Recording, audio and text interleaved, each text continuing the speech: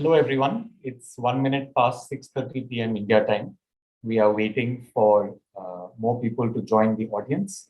We will start at 6:35 p.m. India time. Thank you for your patience.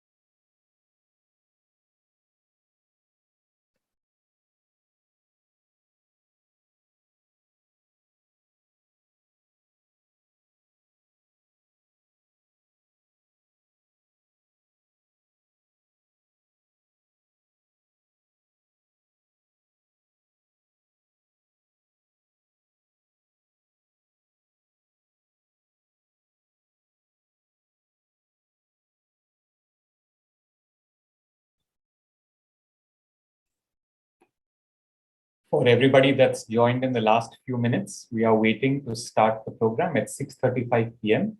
That's in 2 minutes' time. While we are waiting to start, I will quickly introduce myself as well as Mahesh. Both of us are here today from CMIE to discuss gender in the context of the Consumer Pyramids Household Survey. My name is Kaushik Krishnan. I work in the Household Survey Division at CMIE. I'm joined today by Mahesh Vyas. Mahesh is the MD and CEO of CMIE. Mahesh is also the chief architect and the brains behind Consumer Pyramids Household Survey. Mahesh, thanks for joining us. My pleasure. Today, we'll be talking to you about both how we capture gender in CPHS, as well as some of the very interesting trends that we see in terms of gender across India using CPHS. This is one part of what is likely going to be a three-part series based on a new documentation that Mahesh wrote and published just a few weeks ago on age and gender in CPHS. Today, we will be talking about gender. Next month, we will be talking about both age as well as the age gender pyramid. We have only 2 Thursdays left this week. That's today and next Thursday. Next Thursday, we will not be doing a CPHS How We Do It seminar. We will be doing a research seminar instead. The research seminar will be presented by Professor Ashwini Deshpande from Ashoka University, along with her PhD student Jitendra Singh. Discussing the paper will be Professor Marianne Bertrand, who is a professor of economics at the University of Chicago's Booth School of Business. The paper is a very, very interesting paper on female labor force participation in India and in trying to understand how much supply side factors matter when it comes to explaining the low female labor force participation numbers that we see in India and how much it might be demand side factors. It's a very, very interesting talk. So please do come next week. Next month, the first Thursday of the month is Diwali. So we will not be having any seminars on that Thursday. But the remaining 3 Thursdays of November will be very, very interesting. We will be discussing age and gender, and we will also have a research seminar given by researchers from Vara Research Foundation. Anyway, it's now 6:35 p.m. So it's time for us to discuss today's presentation, which is on gender in CPHS. Audience, many of you are probably returning guests, but if any of you here are coming for the first time, please feel free to ask your questions in the Q&A box. Mahesh will answer as many questions as he can as I'm presenting. I will take approximately 1 hour to go through the material. If there are questions remaining at the end of the hour, Mahesh and I will try to answer them live. Mahesh, please let me know if you can see my entire screen. Yes, I can. Okay. And can you see it in full screen as well? Not as yet. Not as yet. Oops. Okay, give me 1 minute. I think something has gone slightly wrong.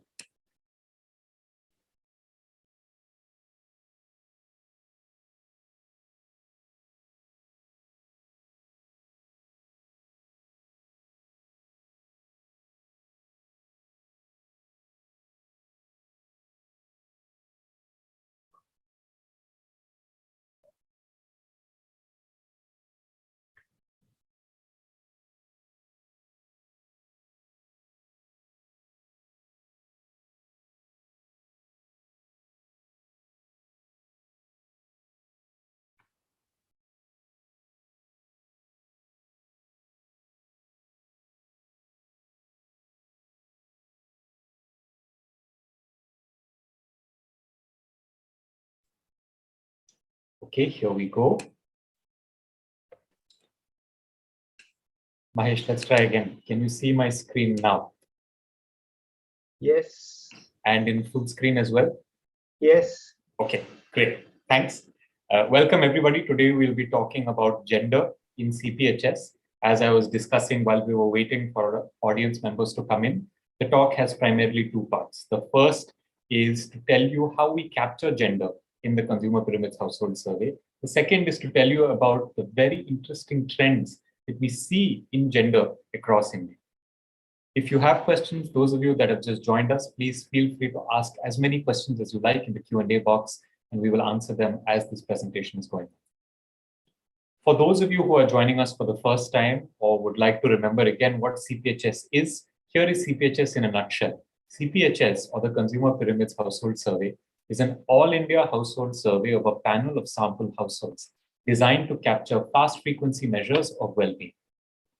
When we say it's a panel and we say it's fast frequency, we mean we've conducted many rounds of the survey already on a panel, which means that it's the same set of households that get interviewed each round of the survey.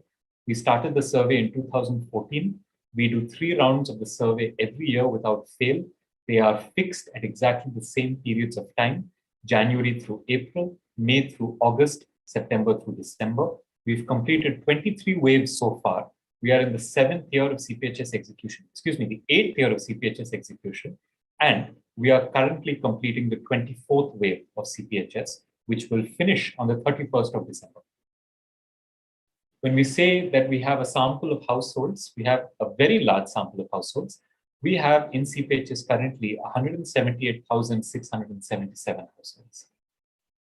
When we say that CPHS is an all-India household survey, we mean that we truly are all India. We capture the length and breadth of India. There are households in India that participate in the survey from every nook and cranny of the country. In fact, if you added up all the parts of India where CPHS does not have a presence, they only account for 1% or less of India's total population. Finally, we capture many measures of well-being. We capture at present 635 indicators on well-being, all of which are reported into the micro data from Consumer Pyramids Household Survey as a part of a subscription service called Consumer Pyramids DX. This is available to researchers across the world. We are very lucky, privileged, and honored to have researchers from across the world that use Consumer Pyramids DX to access the record level data from CPHS. In fact, in a very short period of time, over 55 papers have been written, research papers have been written using CPHS data. Partly this is due to the uninterrupted data collection that's happened through the lockdowns. Partly it is due to the vast information that we capture on these households, over 635 indicators. Partly it's due to the sheer size of the survey. We capture every part of India. We've been doing this for 8 years now almost. We have we have the largest sample of households for any regular household survey that is conducted in India.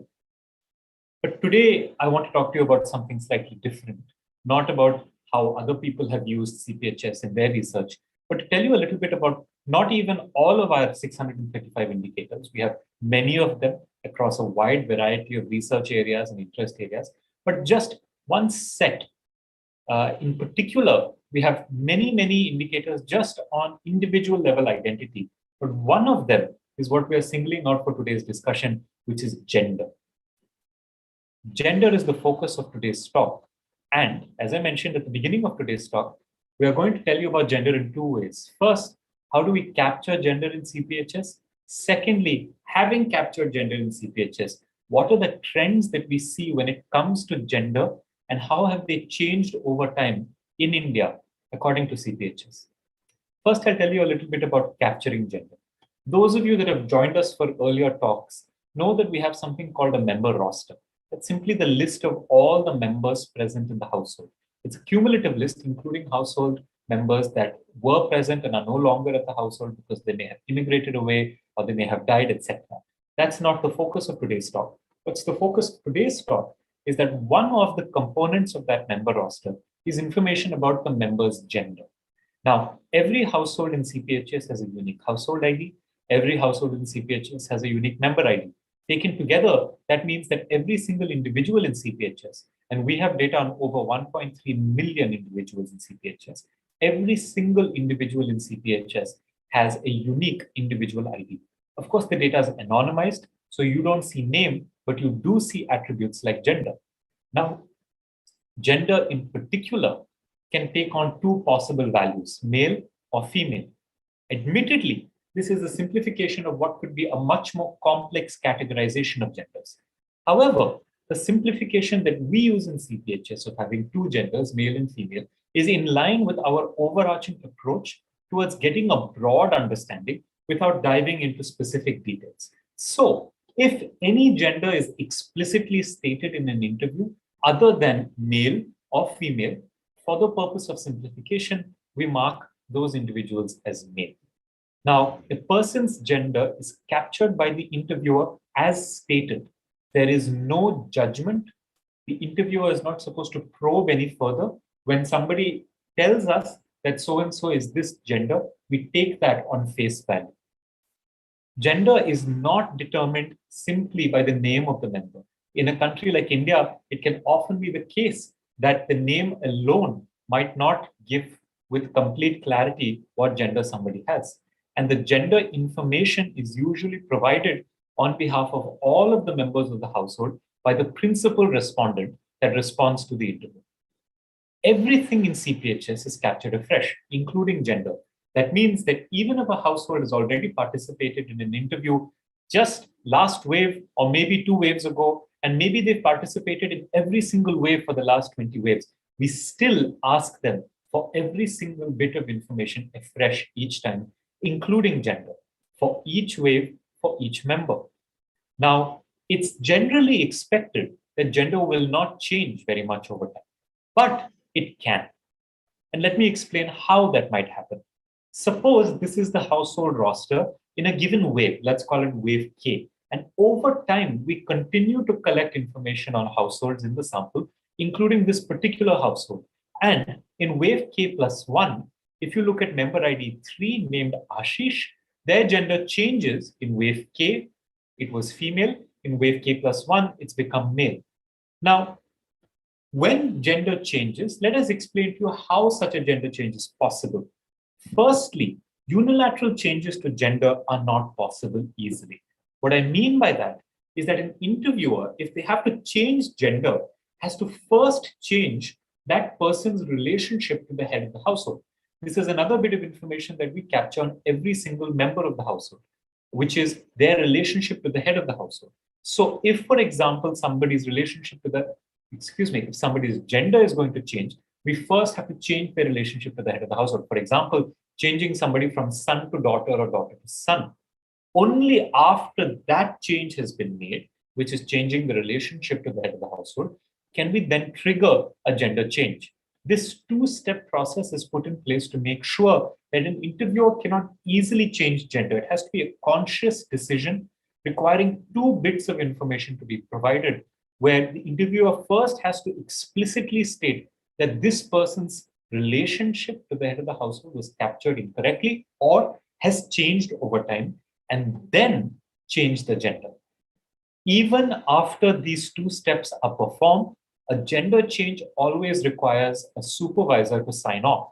So this ensures that gender, when it does change in CPHS, and we'll show you it doesn't change very often, is done very consciously, both by the interviewer and is checked explicitly by the supervisor.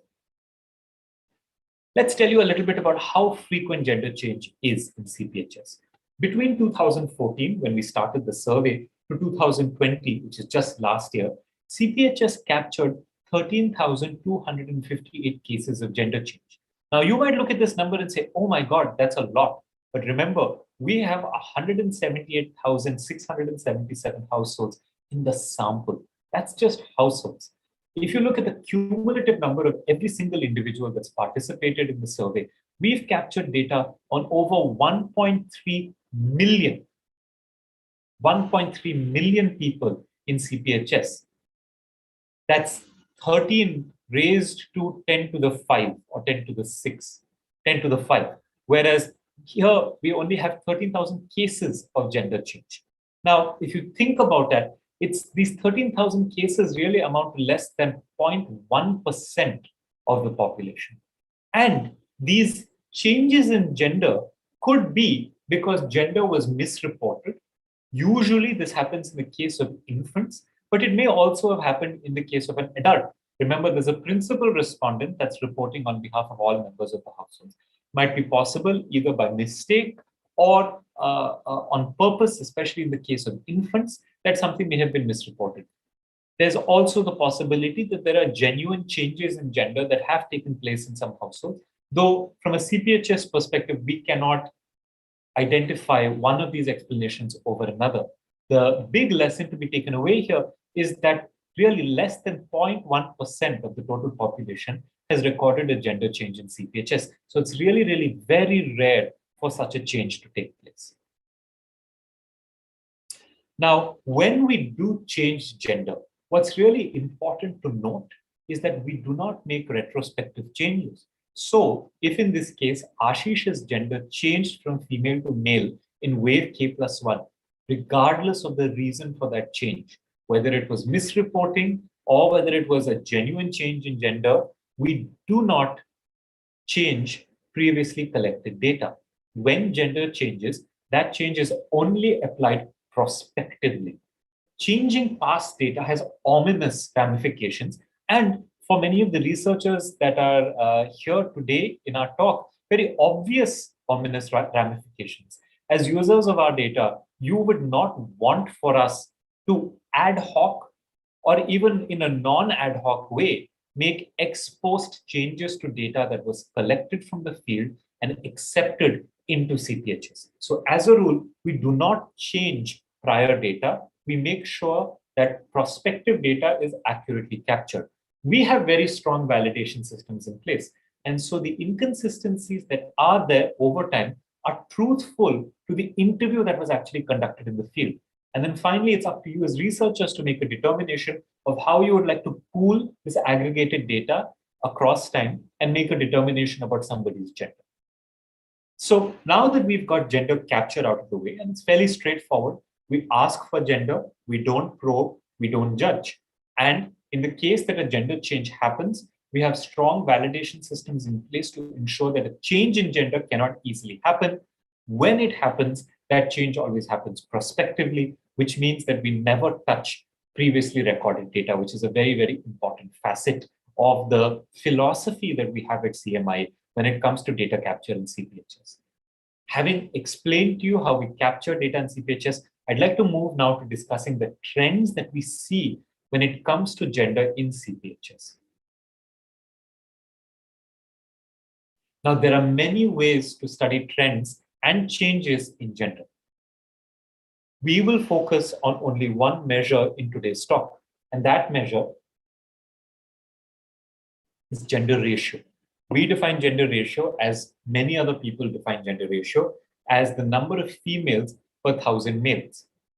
If gender is balanced, you would see that there would be 1,000 females per 1,000 males, which means the gender ratio would be 1,000.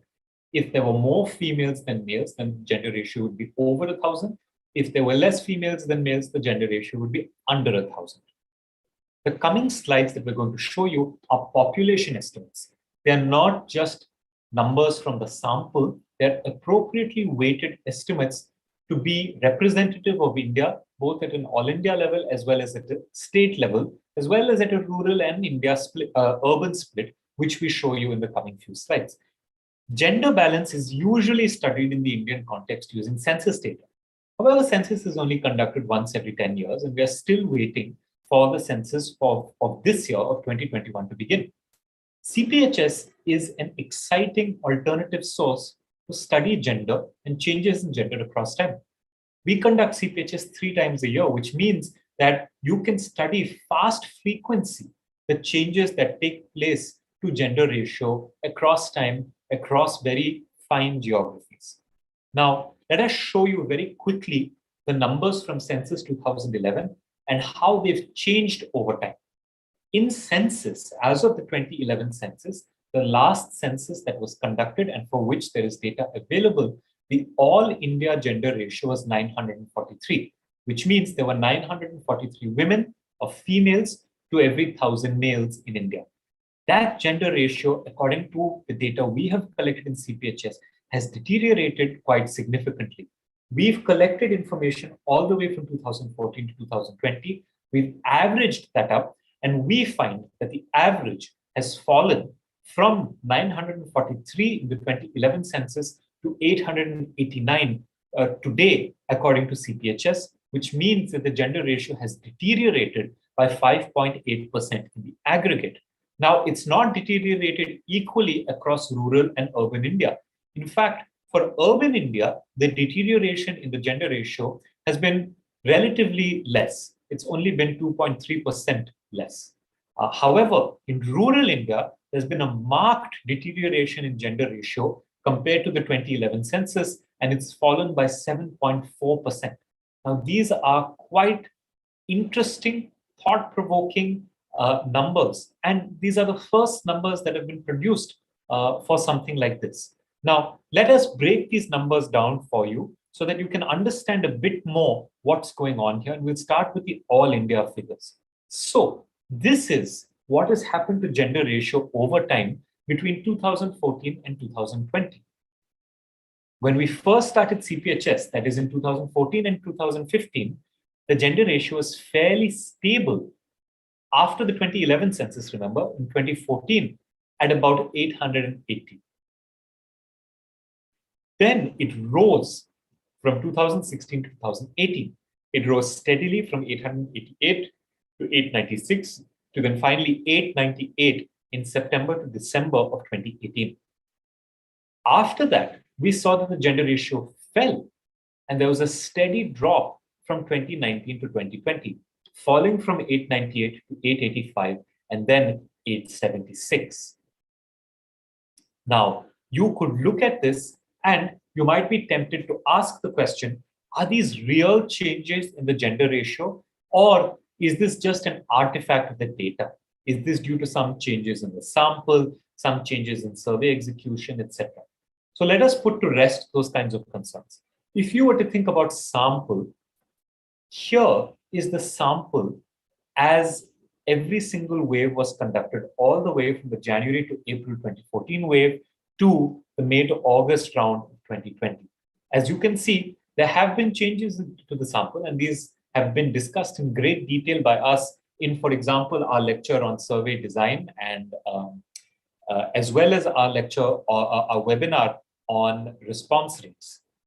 Importantly, when you see that increase in gender ratio that happens in early 2016, the sample was virtually unchanged. In fact, between September to December of 2015 and January to April of 2016, which is where you start to see the rise, there was no change at all to the sample.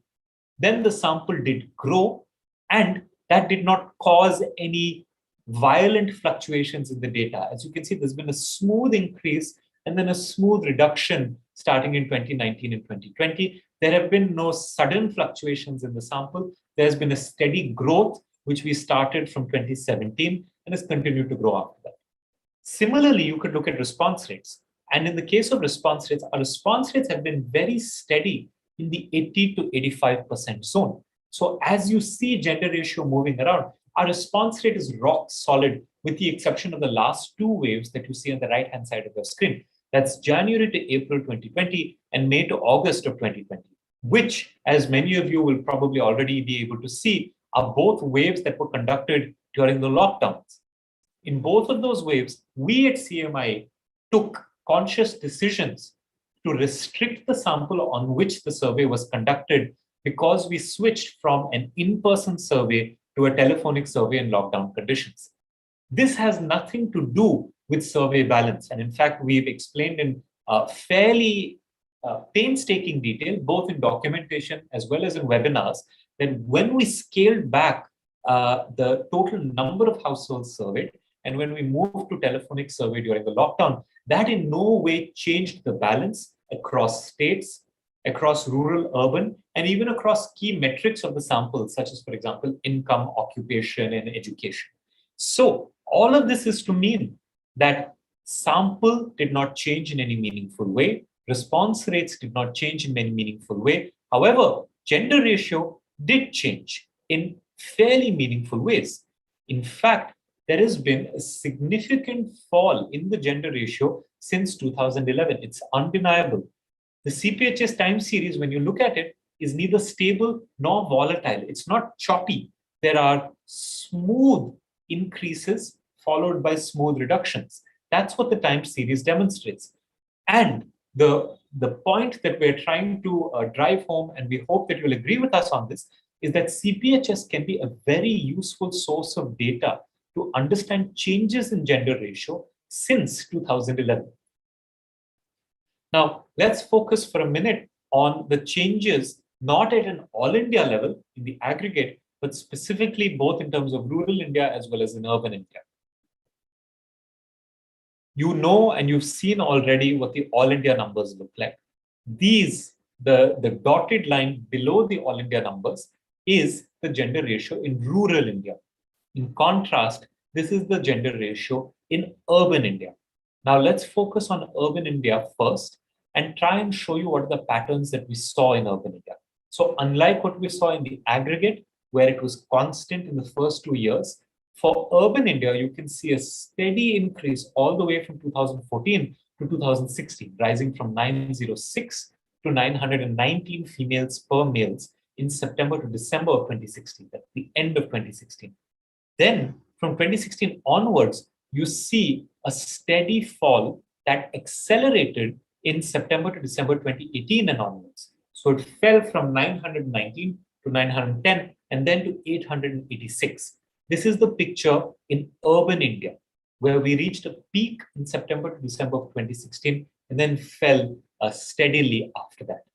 In contrast, if you look at what's happening to rural India, you will see that the story is slightly different.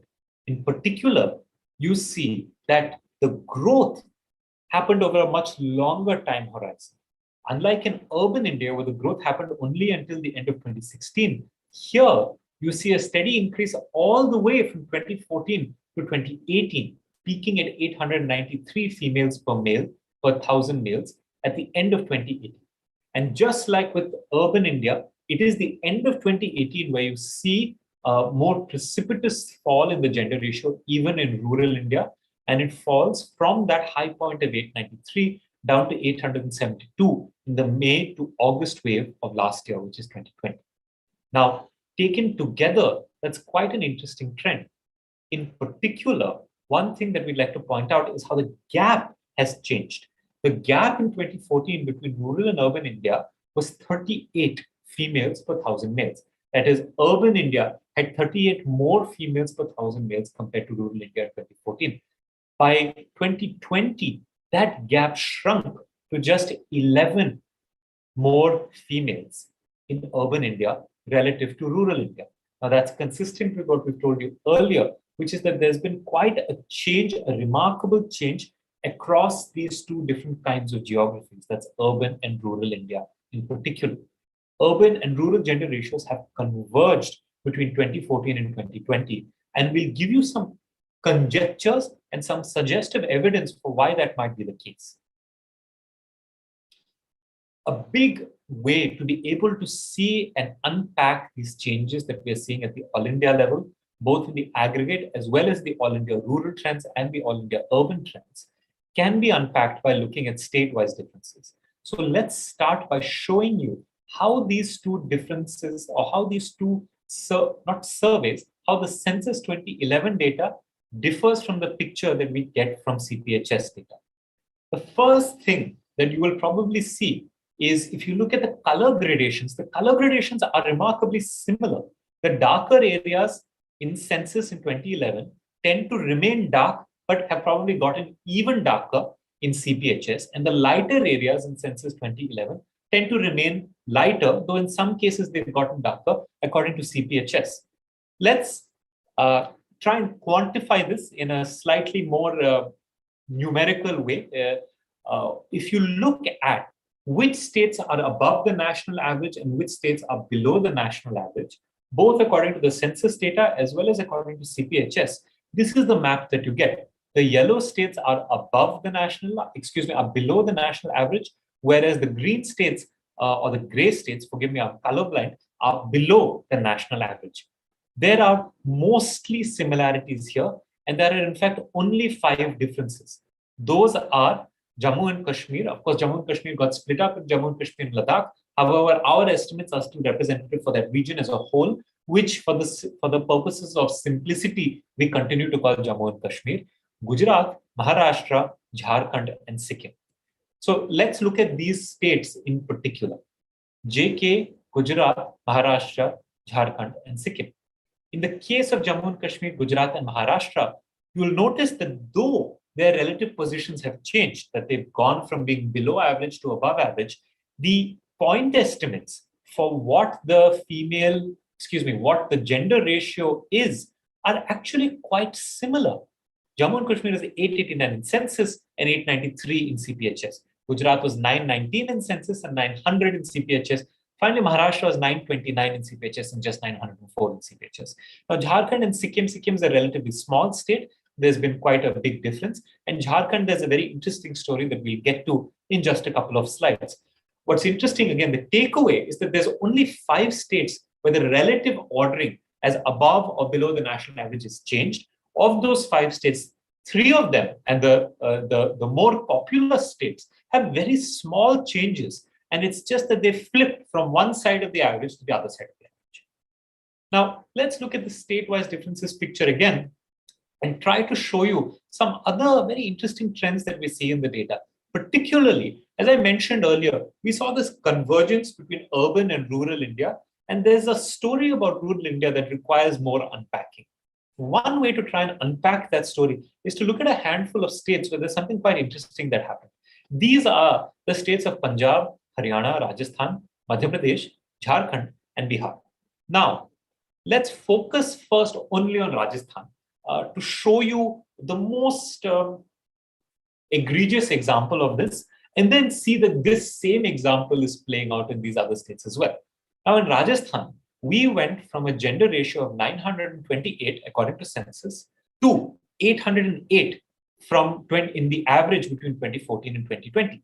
Now, that's a fall in the gender ratio.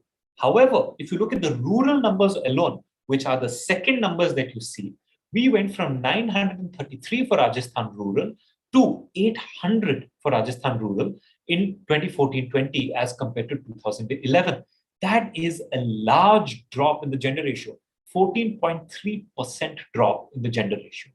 Now, this drop that you see in Rajasthan is not alien only to Rajasthan.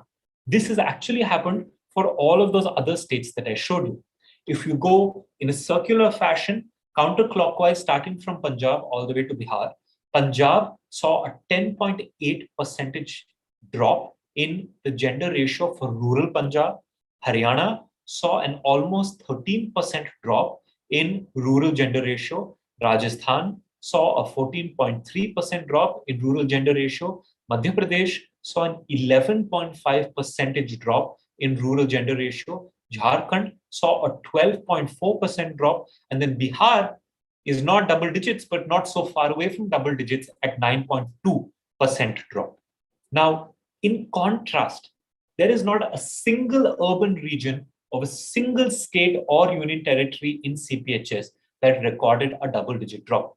We have 1, 2, 3, 4, 5 states in rural parts of those states that recorded a double-digit drop. In contrast, not a single urban region recorded a double-digit drop. And in fact, rural gender ratio dropped in every state in India, save 4 states. Delhi, a relatively small state, Meghalaya and Sikkim, relatively smaller states, and Assam, which is also in the Northeast and not one of the larger states in India. And here we present to all of you, some of you may be experts in demography, some of you may be experts in population studies, a conjecture. The conjecture is that the proliferation of prenatal sex determination facilities in rural India during this time period. Now remember, census was conducted in 2011. CPHS data is the average of what we see between 2014 and 2020. During this time, we conjecture that there was a proliferation of prenatal sex determination facilities, and that might be what accounts for this sudden collapse that we are seeing when it comes to the gender ratio explicitly in the rural portions of almost every single state in India. These are just the most extreme cases that we show to you to try and drive home this point.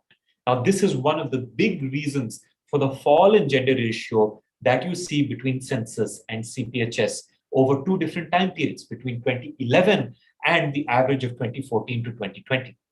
Now, let's focus on another story, and this is the story of North India. Why does North India matter? Because North India was the set of states that were the worst performers when it came to gender ratio in 2011, according to the census.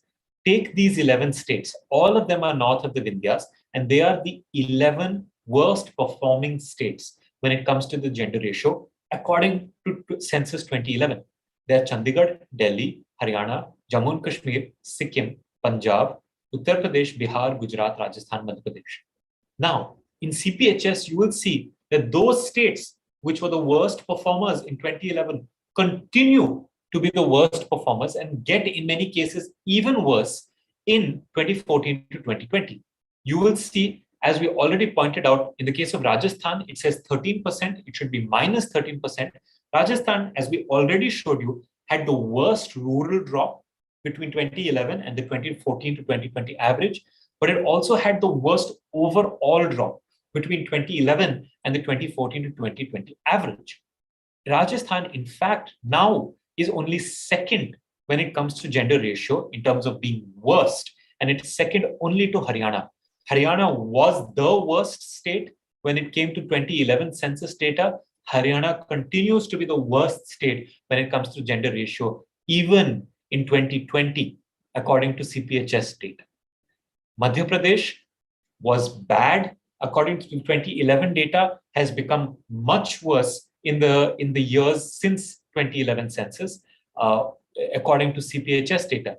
Today, Madhya Pradesh has the third worst gender ratio and also saw the third sharpest drop compared to its census numbers in 2011. Each of these states has seen a reduction. We won't go through every one of them, but there's clearly a pattern here, and let's include Jharkhand in the pattern because Jharkhand is also north of the Vindhyas, and it deserves a special mention because Jharkhand saw an 11% drop. It was the second worst deterioration after Rajasthan and before Madhya Pradesh compared to the 2011 census. All of these states were poor performers when it came to the gender ratio. They're all in North India, unfortunately. In 2011, this is the picture that you saw on the right-hand side of your screens. In 2014, you see that the picture does not change other than the fact that it gets worse. The states that were doing bad are now today doing worse. And as we showed you on the previous slide, one of the clues is that they're doing worse, much worse, in the case of the rural portions of those states. In contrast, let's look at South India. And in particular, note that the best performers, according to the 2011 census, were the southern states. That is the states of Tamil Nadu, Andhra Pradesh, Telangana, Chhattisgarh, Pondicherry, and Kerala. Now, these are also the states that perform the best in CPHS. In fact, if you look at Goa, Kerala, Tamil Nadu, and Pondicherry, they are the closest to having a balanced gender ratio of almost 1,000, with Goa being slightly above 1,000. Again, this is in line with what you see in 2011 census, which is that as the northern states, which were the poor states, the worst performing states when it came to gender ratio, got worse, the southern states, which were the best performers when it came to gender ratio, according to 2011 census, continued to be the best performers according to CPHS data. So when you look at this picture, the big takeaways are that you see a clear fall in the gender ratio from 2011 to 2020. That fall is there in the all India picture in the aggregate, including both rural and urban India. That fall is significant in the case of rural India, and though it is not as significant, is still negative at 2.3% in the case of urban India. Now, we showed you in rural India what's happening state by state, very, very large declines in the gender ratio, and that's across the board, other than just 4 states, most of them being relatively small states. Second, you see the broad trends or the patterns that you saw in the cross-section in 2011 continue to be true in the cross-section repeatedly from 2014 to 2020. The northern states, which were poor performers when it came to gender ratio, continue to be very poor performers, the worst performers, even in 2020, according to CPHS data. The southern states, which were the best performers according to census in 2011, continue to be the best performers according to CPHS even in 2020. The trends are the same. We see an exacerbation of the differences, and we see one thing which is very unique and very telling, which is the real collapse of gender ratio in rural India. Now, let's summarize all of this. One, CPHS estimates indicate that states that fared poorly in terms of gender ratio in the 2011 census, those are the northern states, continued to fare poorly in 2014 to 2020, according to the data that we collected in CPHS. States that fared well in census continue to fare better today, as you can see with the comparison we drew across the southern states. Aggregate levels today are worse than they were in 2011. All India aggregate, all India rural, all India urban, even state-wise. Gender ratio has slipped in almost every state in the country. Almost every state, not just for rural, including urban, almost every state in the country. Now, what's really interesting and telling is that the rural-urban order has flipped since 2011. According to the census data from 2011, rural India was slightly outperforming urban India when it came to gender ratio. That has now flipped, and urban India outperforms rural India. Rural India has gotten much worse when it comes to the gender ratio.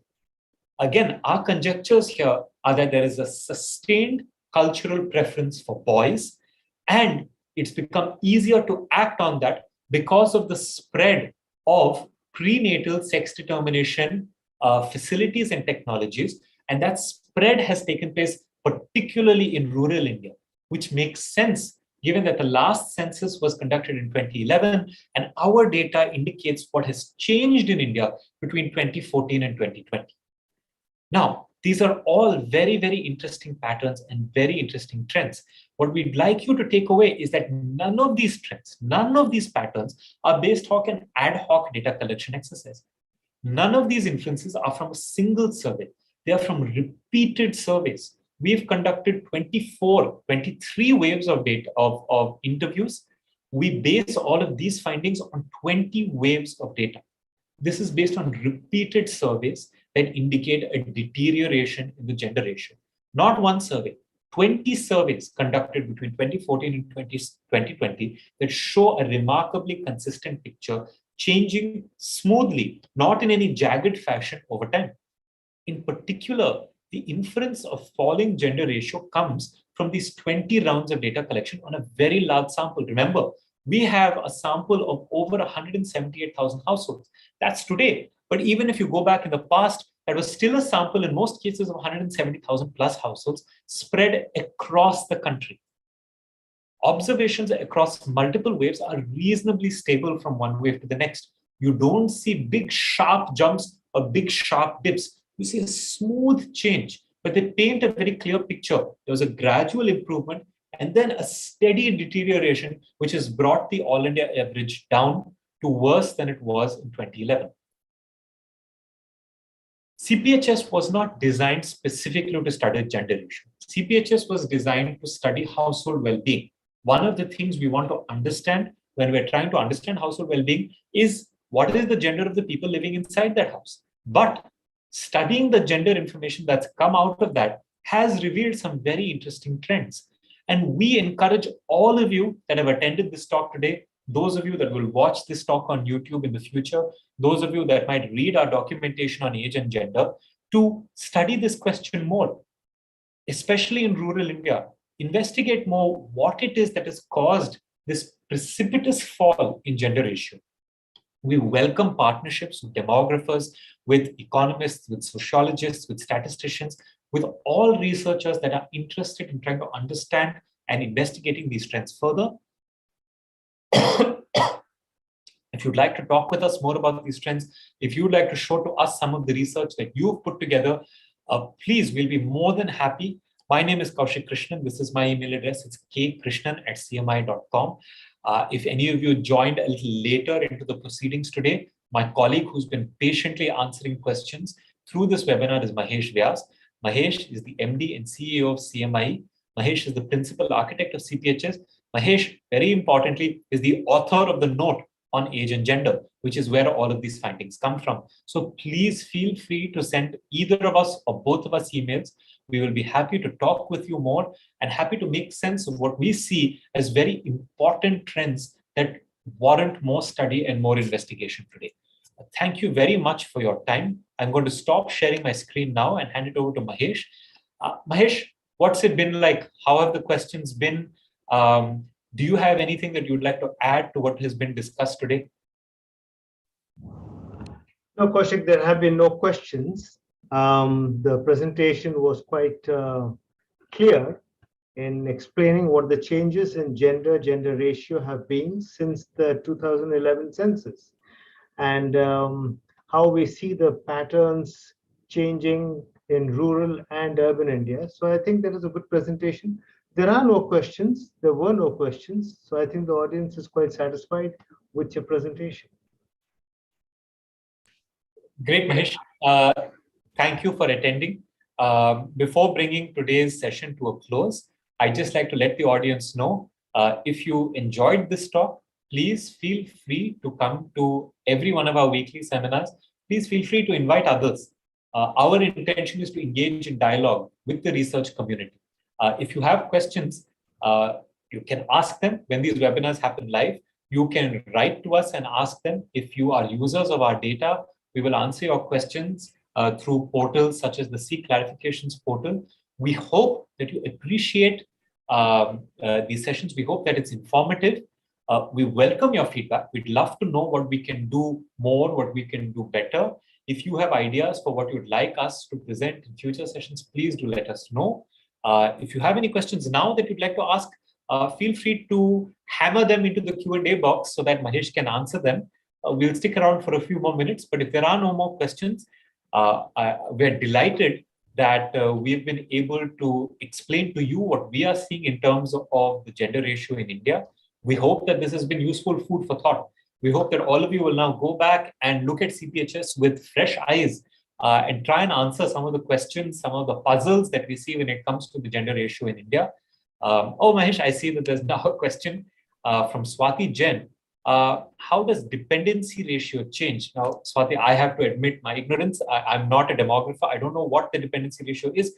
Mahesh, perhaps you can take a stab at this question. Well, I have addressed the issue of dependency ratio in my note, and the dependency ratio has changed quite dramatically because we see that, and this will be covered in Kaushik's next presentation, because in the current presentation, he deals only with gender. He has not brought age into the game as yet, which is there in the note. But what has happened, and I can give you a little preview of that, is that the age-gender pyramid has shrunk at the bottom, and therefore the dependency ratio has become a little too good. So let's wait for Kaushik's next presentation, and you can see more on that, or you can go and check up my note. I do touch upon the dependency ratio fleetingly, and I express a lot of surprise over the dependency ratio having changed so much for the better. But that's because we see a very sharp shrinking of the pyramid at the bottom. Thanks, Mahesh. That was a great answer. Swati, I hope that you'll join us at our events next month. We will spend one entire hour, just like we spent an hour today, talking about age, and then finally more time to talk about the age-gender pyramid. And Mahesh, thanks for the sneak peek of the results. Of course, there's nothing to hide. All of this documentation has been up on our website for some time. We encourage all of you to please look at the documentation and ask us more questions. I see another question from Swati. Mahesh, perhaps you'd like to answer that as well. It's about whether there's been any change in terms of Kerala in particular. I don't remember the dependency ratio for Kerala. Kerala, the gender ratio has only improved. That's what was there in the current presentation. But in terms of dependency ratio, if you allude essentially to the pyramid at the top, which is the senior members, whether that is getting fatter. I don't have a recall on Kerala on that issue, but I guess what you're trying to tell me or ask is whether the Kerala pyramid has become more heavier on top as the expectation is. I do recall, though, that we do find, not Kerala specific, but we do find in general that there are lesser women in the senior age group compared to what we were expecting. So that's surprising. We do see this, but we do see men, but we do not see women. And I'm not saying that this is the case for Kerala, but this is the only thing I can say regarding your question currently. Thanks, Mahesh. Another great answer. And Swati, thank you for both of those questions. If there are no more questions from the audience, I'm happy to bring today's session to a close.